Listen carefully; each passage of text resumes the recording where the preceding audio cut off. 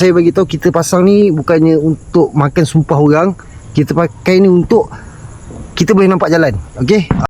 Okey, assalamualaikum dan salam sejahtera. Okey, kat depan saya ni ada Honda NX 500. Okey, so motor ni agak baru lagi. Okey, dalam masa berapa minggu lagi. So dia punya mileage pun dalam 3000. Okey. So kedatangan customer kali ni adalah untuk buat pemasangan spotlight Motor Wolf MDL 5006. Okey. So ini adalah spotlight paling high end dan paling murah lah. Okay. So customer ni bawa sendiri, saya ambil pasang saja. Okay, macam saya bagi tahu, yang beli barang dengan saya ataupun ambil pasang dengan saya, okay, saya tak kisah mana-mana. Okay, cuma kalau yang ambil dengan saya, A to Z saya uruskan. Tapi kalau ada masalah, saya akan cas, buka dan pasang saja. Okay, so saya tak adalah cas yang kali pertama tu. Macam kali pertama harga saya agak tinggi. So untuk yang macam kata lepas claim tu, dapat spotlight baru, dia kena buka dulu spotlight lama. And then bila kita nak claim dia nak spotlight lama, kita kena buka dan pasang balik spotlight baru. Okey, saya akan buat cas lah. Cas tu dia murah sikit lah daripada yang lama tu. Okey, biasanya. Okey, dua-dua sama. Kalau beli dengan saya ke, bawa barang sendiri ke, sama, saya akan cas. Cuma untuk checking semua tu saya tak kira lah kalau yang beli dengan saya. Okey. Lepas tu nak pergi hantar spotlight ni ke, tak kisah mana-mana. Okey, cuma saya ingatkan spotlight ni kebiasaannya orang akan beli dekat kedai oren. Dia ada dua biasanya. Satu dekat betul-betul mainland China. Okey, mainland China itu betul-betul murah. Tapi bila jadi masalah nak claim, itu paling susah.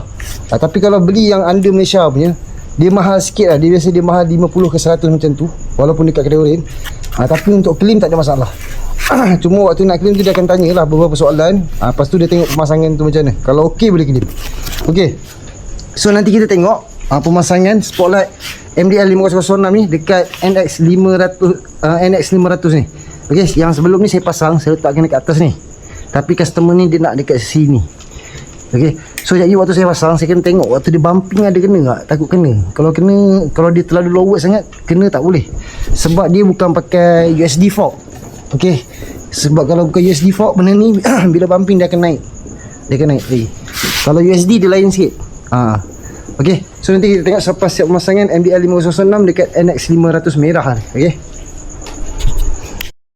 Okey, so alhamdulillah kita dah pun siap pasang spotlight Motor Wolf MDL 5006 dekat Honda NX 500 ni. Okey, seperti yang anda lihat, spotlight sedang berfungsi. Okey, so anda nampak tak spotlight yang baik ni, yang branded ni, yang boleh kata mahal, dia tak sakitkan mata kita kat depan ni. Yang silau ni lampu atas ni. Tu sekejap, macam mana aku nak pedang? Nampak tak? Oh, tak boleh. Okey, dia tak boleh tutup. Okey, memang on je motor, headlamp dia terhidup. Okey. So nampak saya duduk paras ni pun spotlight masih tak silaukan saya. Okey. Tapi bila kita tengok dekat depan sana, nampak tak kat tengah ni ada? Nampak tak? Itu kelebihan spotlight branded yang mahal ni. Okey. Saya sebut mahal sebab apa? Ada setengah customer buat terkejut. Saya pun terkejut agak. Okey. So inilah gambaran spotlight MDL 5006 ni dekat sini.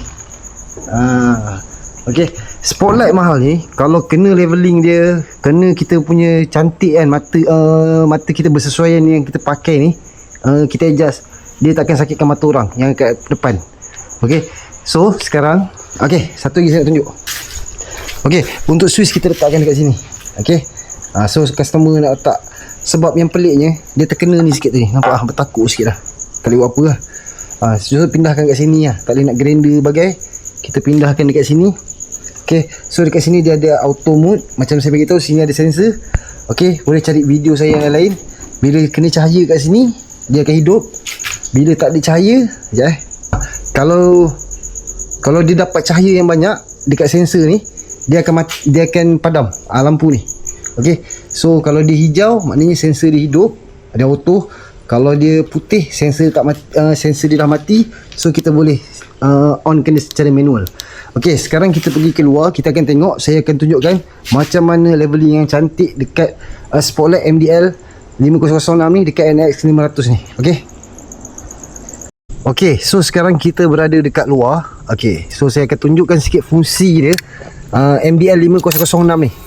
Okey, bila kita on, itu headlamp. Okey, so switch tadi kita letakkan sini.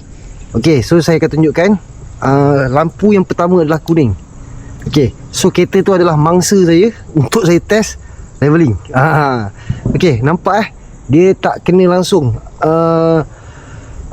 cermin depan orang tu. Dia setakat paras bonet. Okey, kalau nampak tengok betul-betul daripada, saya zoom sikit, nampak tak dia hanya paras lampu. Kenapa dia tak paras bonet? Okey, itu sebab saya cakap kalau pasang dengan saya ni, saya lebih kepada menggunakan otak.